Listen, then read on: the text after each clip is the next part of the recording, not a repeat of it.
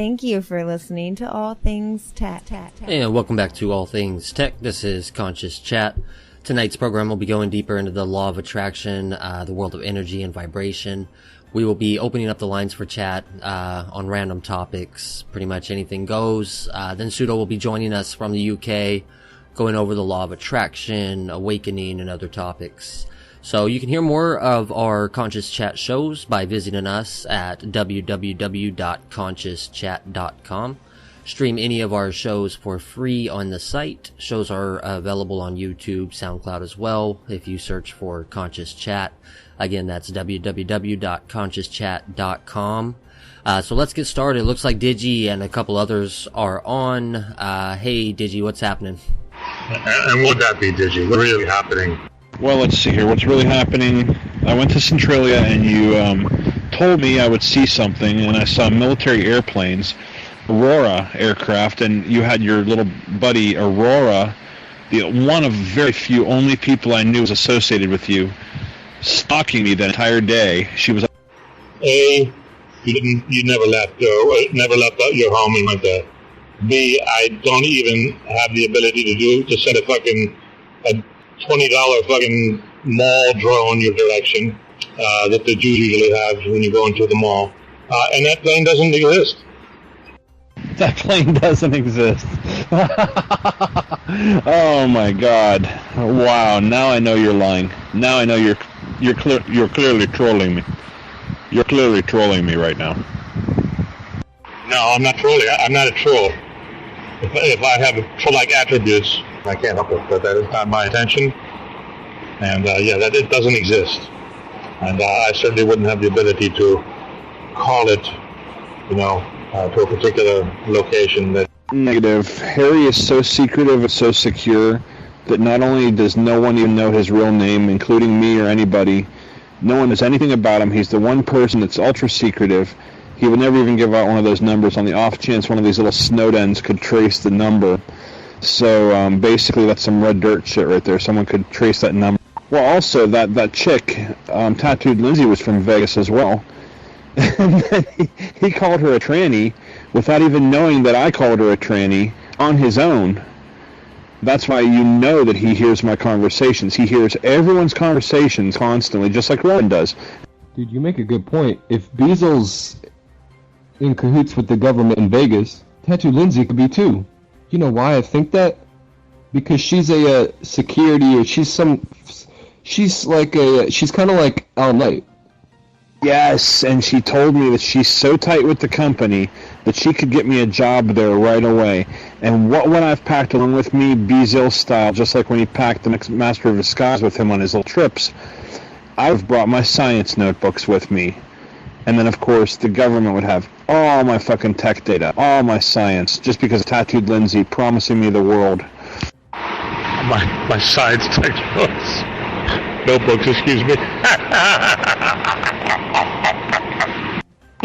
Do you want to hear some of the stuff in his notebooks? Oh my gosh. Harry, if you only heard everything that's in these notebooks, you talk about DARPA hard stuff, this stuff is like Zach hard. For something to be DARPA hard, it has to be like a flying tank. For something to be like Zach hard, it has to be like gravity, lottery. The shit I work on, let me read you something from this book. I will actually read this. Let me read you this. It says, vibration in the wire, like Tesla said, energy, frequency, and vibration makes the electrons emanate off the other side. What necessarily makes it know that the other side is the side. Beazle, you're using a middle school laptop. Perhaps you're still in college, Beazle. See, you cut me off, Jimmy. Harry was actually listening to that. But basically, Harry, if you think about it, for example, what Tesla did, look at the AC in your house. How does it know that the other side is the other side? You can flip those. You can actually turn something in and plug it in upside down and it still works. Here's another one. This is recent. Virus and me were talking about this earlier today. There isn't enough orange trees for every grocery store in every little miniature city in America to have orange juice. There's not enough orange trees. Do you ever think about that? There's no way there's enough orange juice for all those containers. Everyone... Well, that's because not everybody likes orange juice. Well, think about it, though. Every department store, every grocery store, every Walmart, every little mom-and-pop store has shit tons of orange juice in every store, all kinds, right? In every city. There aren't enough orange trees to have even made all that orange juice. Where did it... Hey, Beazle, I bet you won't take a picture of one of those shells and pull it out and take a picture from camera. He will. He does. He did. He's shown us military rations. He's shown us his gun being completely broken down, every piece of it taken apart and re-put back together again. What the hell are you talking about? Yeah, what the hell are you talking about? What the hell am I talking about? I guess I'm talking about something that happened a year ago. Perhaps I was mistaken. Clearly, Harry detests violence. There is no need for him to have a weapon. There is no way he ever had anything like that. I'm clearly mistaken. Maybe it was someone else. Luigi, you're supposed to be a family man, bro. I'm a family man. I did my family shit already today, and I slept until just now. So I'm back now from sleeping. I woke up in the daytime, and now there's a lightning storm. I'm a family man. I think 10 minutes will do the trick. That'll be your sentence. I'm going to sentence you to 10 minutes of being blocked, Jim. Is that cool? Did I do good? We just can't handle what other people do. No, I can't handle it when you have your ears plugged with little orange neon-colored little earplugs. Haha, like what you did there, Bal. Should someone be looking up their conspiracy theories? Yeah, here in Britain we're all pretty much part of the Flat Earth Society, especially in the beautiful Celtic Druidal country of Wales, also known as Cymru. Who was it? Tupac before thought that I was a whale, and he said something about Finding Dory. Did not find that funny at all. Why not? That is an excellent movie pun. Yeah, is it all you Americans, aren't you all obsessed with like Ellen DeGeneres? Yeah, I think I'm with you on that. You know, it makes sense. Time for one of those instant coffees, which I know you don't really approve of. No, I actually think that it is actually bad for you. There's something in instant coffee that's bad for your pineal gland or some shit. I don't remember what it was. Really? Is that what they say? Interesting. Because I was I talking to about this virus, I think it was, this morning, about the pineal gland, and I was saying how, like, I've been subject to the same kind of conditioning that everybody else has from being young, eating the same food products, drinking the same tap waters. But so why did my pineal gland decide to open, and then I started having experiences unlike other people? I don't know. I think knowledge is power, man. And if you spent your time doing your studies, then that's the only thing I can come up with. Yeah, I guess that's partially true. I don't know, when I started having these like dream experiences where I'm seeing these UFOs in the sky and stuff, where there's multiple crafts going overhead, it just seemed to mentally take me back to my youth. So I suspect that I was dreaming about those kinds of things when I was young too, although maybe not recollecting them at the time. I just seem to associate it all mentally with my youth. Maybe if you messed around with psychedelics or mind-altering substances, I guess that can have an effect. But I don't know, there's just some people who have an awareness, like they're always curious, and that will lead them to awakening. I don't know, just always having that curiosity. You know, it's kind of leading edge right now. Nobody really knows. Who said anything about psychedelics? Because I ain't ever spoke about anything like that. Okay, Terrence. You can listen to music and podcasts, and you can buy books, and you can speak about them freely without any trouble at all. I'm lost. Don't get lost. Don't get lost. Follow me. Follow me. Don't get lost. Don't get lost. No, what I'm getting at is, like, it's fine for people to buy books and music, you know, and things like that, as long as you're feeding the corporate machine, those subjects are no longer taboo. Late night coffee, I do the same thing. In our kitchen we have a thing that says coffee time is any time. Absolutely, and it never stops me from sleeping. I mean, it's only almost 10 to 8 now. I can have a coffee at midnight or 1 a.m. if I want, and I'll still sleep. You know, people who don't believe that something's happened for a reason are probably a lot less likely to take advantage of an opportunity when it comes across, or even see an opportunity when it comes across, you know? The people who do believe in that will explore those avenues. Yeah. I'm always on the lookout for opportunities. Esther Hicks says there's always like 30 opportunities ready to pop. I find that hard to believe. I mean, anything's a potential opportunity. You just haven't had the thought. So 30 is an understatement. Imagine if you're sat in a room, you're not using any form of media, nobody's knocking on your door, and you're trying to wonder what those opportunities are. Yeah. There's a show that came out here recently called Schitt's Creek. It's about a town called Schitt's Creek, and a super rich family loses all their money and ends up living in like a motel in this town that he owns called Schitt's Creek. It's like the last thing that the government didn't take because it was such a shitty town the government didn't even want it. So they let him have his Schitt's Creek town.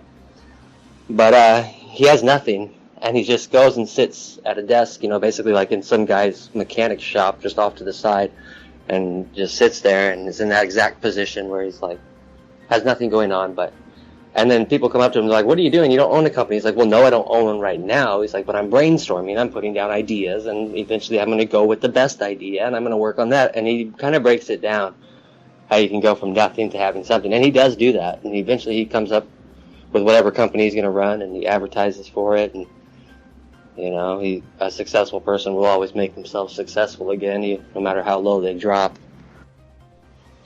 Yeah, she didn't say the opportunities are around for a business-minded person. She just said there's always 20 to 30 opportunities ready to pop in any moment. Well, the same opportunities that are there for a business-minded person are there for someone who isn't considered that. The only difference is that a business-minded person is able to see those and knows how to, you know, go down those thought paths that lead to those, and has an awareness of those when they come across, when other people maybe just don't have that awareness, I guess. But yeah, I mean, if people could figure out how to do that, then they would be business-minded. That's kind of like saying the law of attraction pertains to business, though, isn't it? I'm talking about the other sides of life that have nothing to do with business transactions. I mean, she even mentions things like one person says, well, what should I expect to happen then? Somebody just knock on my door and say, oh, I'm your long lost so-and-so, here's a check for $1 million. And she's like, yes! You know, I'm talking about those kinds of things. I mean, how would a person get in the way of that if they're just like, obviously maybe through their own vibration or whatever, but, you know, it's just strange. Yeah, maybe on a really high energetic level, you are able to really move mountains like that, where someone will come at you with a $10 million check when they wouldn't have if you didn't have the right energetic vibration like she's talking about. That's done on, I don't know, I guess you have to be really powerful, really good at that to have it come in that large of a sum. But I don't know, I live in the real world, you know, so something you're not allowed to say on the hot seat. But, so I fucking just get my money from business. I don't wait for that, you know, puppy to come along with a gold bone in its mouth. Yeah, but isn't it more interesting to investigate things on kind of like all levels as opposed to just one? Because I mean, everybody's going to be more interested in that, what would be considered to be a miraculous occurrence, the thing that flies in the face of this so-called reality, because everybody's looking to change reality and to mold reality, you know. Not that people aren't just looking to be lucky or looking to be in the right building today and meet the right person today. Everybody just wants that magic, don't they? You know what I mean? And so it's a belief in magic, and a belief that, because I mean, ultimately, yeah, and you must admit it to yourself, ultimately, if you had your way, you would wave your magic wand and you wouldn't be sat dealing with people in the public sector. You don't need a magic wand, you know, you are the wand. Your mind is the wand. And traveling down those thought paths, or whatever you want to call it, or how you get to that. I mean, you can set up whatever life you want. First figure out what you want, and then walk backwards what's the steps up to that. And so I can have like my companies arranged however I want, and I can earn the revenue I want. But I mean, they're all different levels with different experiences. If you want to have a whole bunch of stuff going on, you can, or if you want to have just a little bit going on, that's okay too. Yeah, I don't know. So that's pretty far for me to get to. I believe I can make a lot of money myself for myself in business, but nothing comes free, and you're a sucker if you think it does. And it teaches people not to be self-made, not to learn the skills that they need in order to be able to manifest what they want, just thinking it's going to come along. And that's what I mean by, like, Abraham Hicks understands it on a really big level, which can be like she's not even speaking English, just so far-fetched from reality. Like, pretty much anything's possible with what she knows. So you could manifest that $10 million check, and that's why she answers so enthusiastically, yes, you should think that. Why do you think so little of yourself, you know? When you're like, what are you talking about? This takes hard work. Like, I have blood, sweat, and tears put into this, you know? And she's just saying that someone will come along with it. It's like, can you put that in English for me, you know? So far-fetched, but she's like, that's how little you think of yourselves. If you only knew what you could do. You're talking about money. What you can do is beyond money, man, you know? You could change the shape of the earth, you know? It's kind of crazy. On the level that they understand it, it's like they have to kind of shrink down just to even be heard, you know? But what they know, they can't even explain because it's just too far from what we understand. It's like, or for me anyway, some people won't have such a hard time with it when they were born into a $1 million trillion family or something, you know? But, yeah, I agree. Yeah, and I'm really interested in the world shifting thing, and with regards to the rest of it. I mean, how many people is she preaching to, and how many of those people are even business minded? Not, I would say not many of them, not the majority of them, because the majority of them who are listening to not only self-determination, self-improvement material, are doing so probably, I would guess, from a place of the complete opposite of having or running a business, you know. I mean, I'm guessing that these teachings have took off for the most part after the economy has started to, you know, since maybe 2008. I bet there's been a skyrocketing in selling of books on the law of attraction, and the attendance numbers at even Abraham Hicks's seminars, I bet they've shot up since 2008. So what I'm saying is, really, the majority of people are not in a position where they even know enough to enter the field of business. Most people probably just come from regular employment jobs, and that's all they've known what to do over the past maybe 10, 20, or even possibly 30 or 40 years, you know. So for the majority of people to just all of a sudden start thinking in terms of running a business when they've never done that in the past, and they've never even thought or come up with an idea for a business. But the way the law of attraction is presented, it's like as soon as you get a hold of this in your vibration, and she uses terms like 30 days, 40 days, do you know what I'm saying? So yeah, I don't think it's all aimed at business minded people. Yeah, but it's hard to communicate if you're coming from the perspective where if your infinite intelligence communicating with someone who believes in so much limitation, I mean, Jesus Christ, you can barely even speak to them, much less have them understand where you're coming from, you know? It's like inconceivable to them what they're capable of, and nothing you can really say can get through because they believe in their limitations, and this information's just now coming along to them, you know what I mean? I've always viewed things in terms of, I don't know, you hear stories about a person who did this amazing thing or a person who did that amazing thing, and it's in total contrast to what they used to be. Or say somebody who, let's say for instance, I don't know, hits a Powerball jackpot of, what was the biggest one? Almost like $1 billion or something, wasn't it? Like, was it like, I think it reached $1 billion, didn't it? So imagine that person who won that Powerball, won $1 billion and walked away with what, $450 million, $500 million. That's the kind of thing that interests me. Somebody who has that complete life change. And I like to know what's the dynamics behind that. Because if you take into consideration the law of attraction, then they've actually attracted it.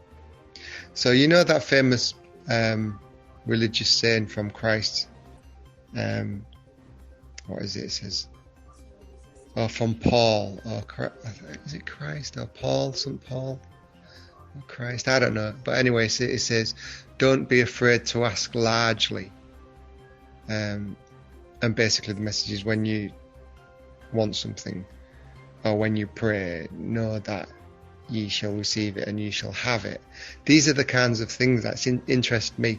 And you know, like Jesus says, test the spirits and all that. I want to test the law of attraction. Like, not test it for a little bit. Oh yeah, it works over there in that corner. See what I mean? There's a law of attraction at work in process there. No, I'm interested in the test the law of attraction to the maximum. Do you know what I mean? Because the energy that can create worlds in one, almost like a wave of a wand, isn't it? Because if you think about, where did all life come from? And so we're being told, these things you see me do, you too can do them more, and you can move mountains. You know, it won't be Muhammad going to the mountain, it'll be the mountain coming to Muhammad. Well, my take it then is, okay, let's see that, you know. Yeah, I think you want a full understanding of quantum physics or something, you know. They don't even understand it themselves. There's just no way. You want to understand energy and everything there is to understand about it. So good luck with that right now.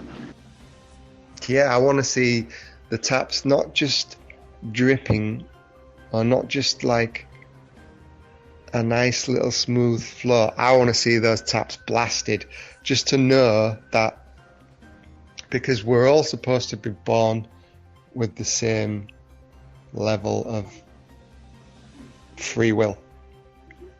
The same, alright, the word opportunity wasn't used biblically or anything like that, but we're all supposed to be the same, right? We're all supposed to be the same, so let's just see some of that. That's my take on it. Let's see that, you know, because in the absence of seeing that, then it's just words, it's just empty words. And it's like, so we're here for 70 years and 10, maybe 80, 90, even 100 years.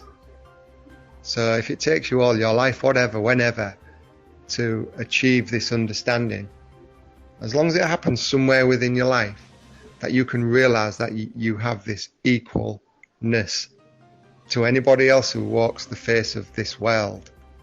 You know, I mean, why would anybody settle for less than the best?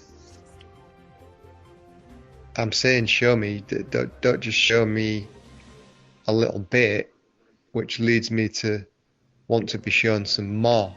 Do you know what I'm saying?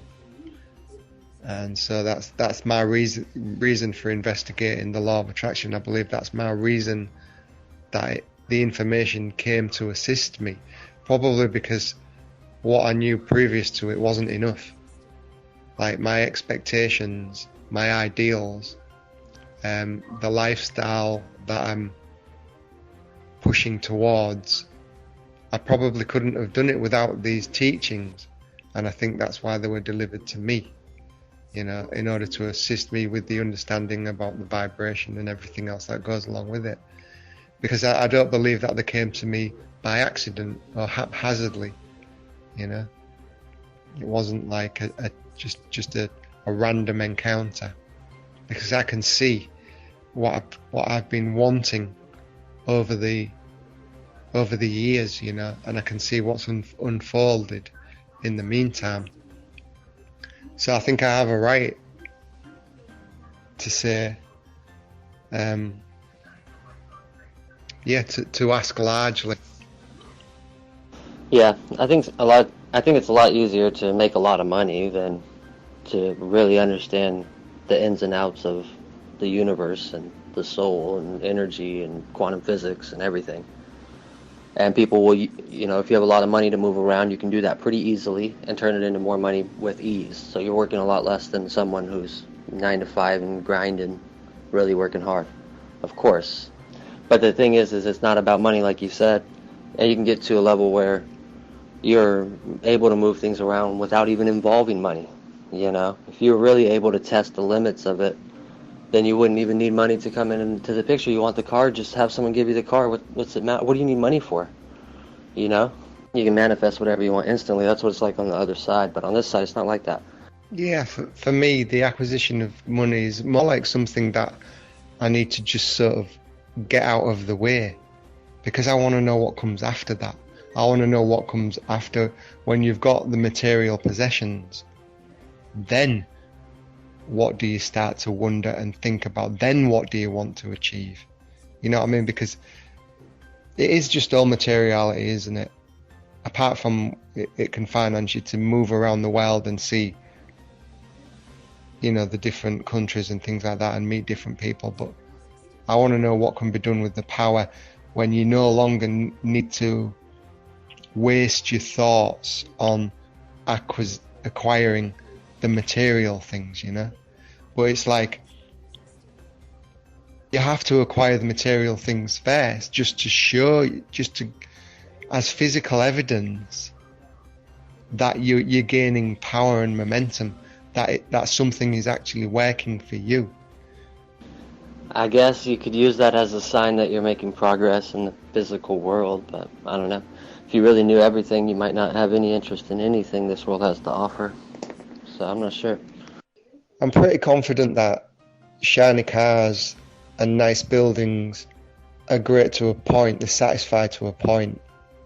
I'm pretty certain that probably being rich satisfies to a point, you know what I'm saying? But a hell of a lot of people make being rich the only objective, you know.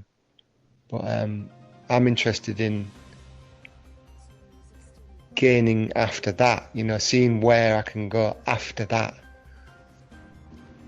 Yeah, well, at that point, a lot of people would start to study those types of things, the metaphysical. But, you know, and they even in a lot of the self-help books, they say you can study the metaphysical information now and learn how to get rich, or they'll be like, I can show you how to get rich without having to learn all that. Like it's a part of what they learned to make it. But yeah, afterwards, I mean, I don't know, once you've lost the thrill of earning money and purchasing things and all that, I don't know, then it becomes about the experiences. You're trying to manifest certain experiences and relationships, I guess. And that's more important than any building or shiny car, you know, is a genuinely good experience, you know. And hopefully one didn't sacrifice too many of those in order to achieve that level of success. Some people almost sacrifice themselves completely for success, and some people it just comes with ease, so depends on the individual.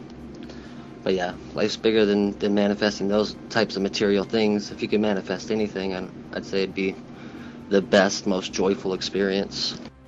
Yeah. What's your kind of goal at the moment? Is it earning money, moving geographically, I don't know, improvement in relationships, or, I mean, what is it? It's not too much about money at all. It's like the opposite, I guess. But no, my main priority is, right now, my son is my priority. I mean, just he's my first kid, and just being with him and experiencing him being young right now is all that really matters to me. And I guess that's my main focus. Not until he's on his own 2 feet will I really be pursuing my own endeavors. So right now, that's about as much as there is to it. Yeah, I see that. But yeah, I can see what you're saying there. Yeah, I guess that's maybe how it works. It's kind of how it's explained in the Master Key System when he talks about the law of periodicity, where it comes in sevens and stuff, and it kind of says what people tend to be concerned with at certain ages. Although we've passed the mark with a few of those things, which he was alluding to. But anyway, you've got to start somewhere, haven't you? You've got to realise for a start that you've got an ability to create your own life, and I guess I learnt this information a bit late, but I ain't going to let that stop me. Yeah, I guess I was fortunate enough to learn it at a young age, which was nice because I came from a rough background and it really helped a lot. But yeah, looking further ahead, what I'd want to do is do a lot of traveling so I can figure out where exactly do I really want to be and spend most of my time. I'm guessing that you're a little bit like me in that the teachings of the law of attraction have come to you within the last, let's say, 5 to 7 years. And if that is the case, then why do you think they arrived, and what do you think the end goal is? No, it was longer than that with me. When did The Secret come out? Do you know? 2006. Because it was before I was ever even VP of a company, and within a month after watching that, I was VP of a company, like a month or 2 after watching that. And I was young, man. I was like 20, maybe a little, yeah, probably around 20 or something. So it did something for you, but then you decided it wasn't what you wanted to do. Is that right? Well, I mean, immediately I started to get whatever I wanted, and I had to play with that a little bit, you know? You don't really even know what you want when you're young. And so, yeah, it just led me down my path towards checking out a whole bunch of different things, being VP of one company, moving on to open my other ones, helping other people run theirs. I was VP of like 2 or 3 different companies, and then I ran my own companies, which is quite a few different ones, until I settled down with just a couple main companies that I run now. But yeah, it just led me down that road, started me off before then I wasn't down any road, just kind of firing blanks, aiming blindly, you know? Sure. But given that you're actually engaging with the law of attraction teachings now, you know, nobody engages with them without having some kind of an ideal. So what is your ideal, your reason for using them now? Let's say again, then, using them for a second time. I mean, things definitely moved a lot quicker when I first found out about it and was more excited about it and really wanted a lot of things. But now, I mean, it's just common sense. Why wouldn't you use your common sense? If you drop something heavy on your foot, you're going to not want to drop that on your foot again, you know? Obviously, if you have that knowledge that that's a heavy object. But yeah, I mean, it's just knowledge you acquire that's helpful that you're going to carry with you. I mean, it's lost a lot of its excitement because I'm not seeking relationships or just money or anything, material things so much. But yeah, I mean, it's still good to know, obviously, controlling your thoughts and making sure not to create your own mental misery when it's unnecessary, like Eckhart Tolle would explain. All right, so you're not actually doing anything with expectation at the moment, then? No, I wouldn't say so. Oh, that's weird, because I actually thought that you were engaged with these teachings because you had something that you were consciously moving towards, you know, that wasn't manifest right now. But essentially you're using it just to guide yourself to continue in like an amicable vein, let's say. I'm sure you know what I'm getting at. Just to keep sort of on a level. Is that what you're using it for right now? Just so everything just is smooth. So just having a smooth journey. Yeah, that's definitely my goal right now. I have, always been an ambitious person. You say that as if, oh, so you're someone with no real goals or ambition. I'm surprised. No, I told you, I'm right now just coasting along, making sure everything's going smoothly and just spending as much time with my son as I can. And later on, I can pursue whatever. But I use it to create the experience and the life that I want. And that's the life that I want right now. It's for my son and my fiance to be happy. Business can get crazy and really complicate things, so I revert back to business a lot. See, in a sense, although different circumstances, that's what I'm pushing for.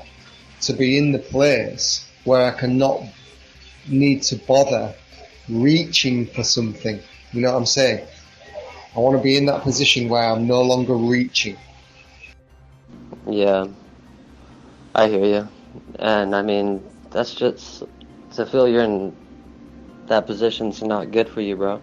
Because that's obviously a feeling of separation from what you desire, that overall feeling you don't have what you desire if you have to constantly reach for things. That's why I was saying, if you really knew the truth about everything, you probably wouldn't desire anything in this world and wouldn't be reaching for things anymore. You could finally just be, But, yeah, I mean, you don't want to, and then maybe at that point, you'll be able to actually manifest whatever desire comes across after that, But at the same time, not really desiring anything. So you're not really manifesting what you desire, you're just manifesting whatever you want to manifest, and really you don't desire anything. Yeah, well, I'm desiring to be in that position where I've ticked off that box, then I'm considering completely different things. That's one for the hot seat. Well, Abraham, my desire is to not desire anything. Yeah, she'll say that'll never happen because you're always going to have desires. So that's a bit of a paradox, isn't it?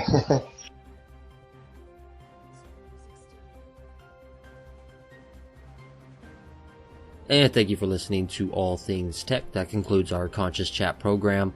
You can hear more of our Conscious Chat shows by visiting us at www.consciouschat.com. Stream any of our shows for free on the site. Shows are available on YouTube and SoundCloud as well by searching for Conscious Chat.